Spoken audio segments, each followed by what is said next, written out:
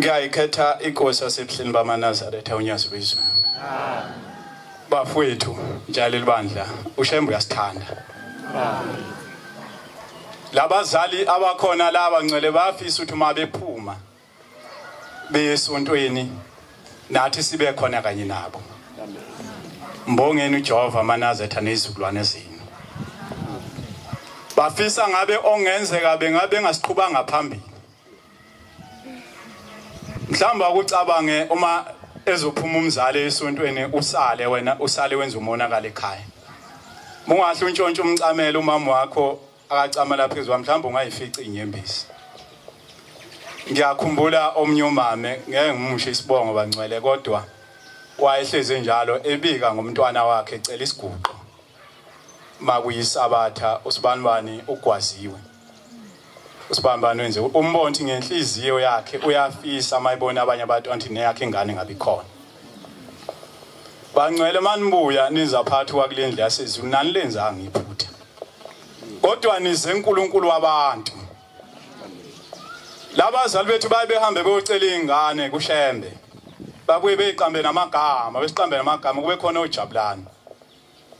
Bese befika abangani bakho kubize ngomjeyi. Kodwa yena ngakubize ngomjeyi. Uzolokhethe nje ijabulani. Ngoba usuke nenhloso ukuthi ngelinye ilanga khona into awuzayenza.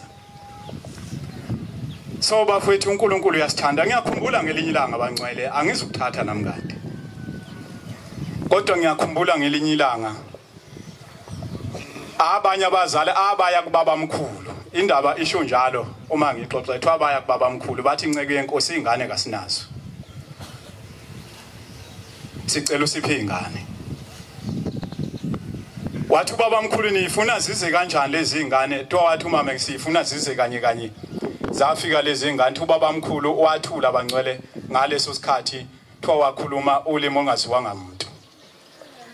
Wasethatha intambo wathiwa ngemizi wayiphotha wasesemnikeza le ntambo wathi akahambe ayibhinca.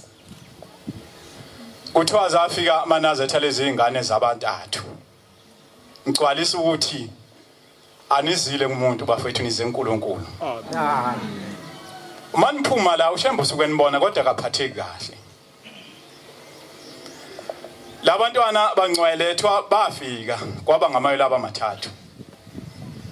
Wahamba ubaba mkhulu nje wayehamba nomhlaba wonke ngaleso sikhathi asazi wayehamba nje imoto zayingakandi. Mhlambe nezitimela kwangabi kanje oba namanje ayigcwele umhlaba wonke. Wathi mase buya sefika kuleyo ndawo uthiwa wasesebuza ukuthi baphi laba ababecela ingane. Kwathiwa bakhona nceke yenkosi kwasekhonjwa wasesefika khona. Wathi ziphi ingane na kwathiwa zikhona wathi ngicela nilethe ngizibone. Ithi indaba amaNazaretha zalethwa ingane zabambili.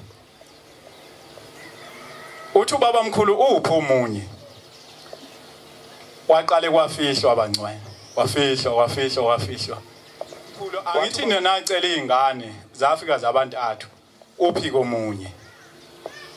Waseseqala umama thiwa washo umama wathi ngasho ngathi ingane yami ayingabulawa. Ngoba qala abangcwele thokwa kunalokho ukuthi abantwana befika kanye kube khona okuthiwa uzobuyela emva bekwenza ngokusemthethweni angazi kwathiwa wayiginqisa njengoba yenziwa njani kuthiwa kwenziwa usiko.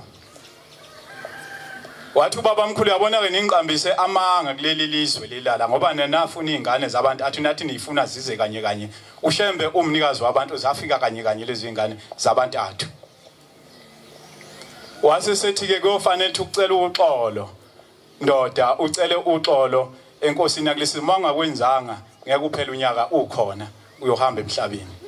Wasesesuka umnumzane uthe mayihlezi nabanye abanumzane bathi uyakukhohlisa lo yamuntu ungakwenzi lokho. Kodwa uthe uphela ngonyaka wasehamba emhlabeni. Labo bantwana kwakungabantwana babelethwa uNkulunkulu ngoba uShembe engumnikazi wabantu. Ngisho ukuthi baNazaretha ingcwele bafethu uShembe uyasithanda.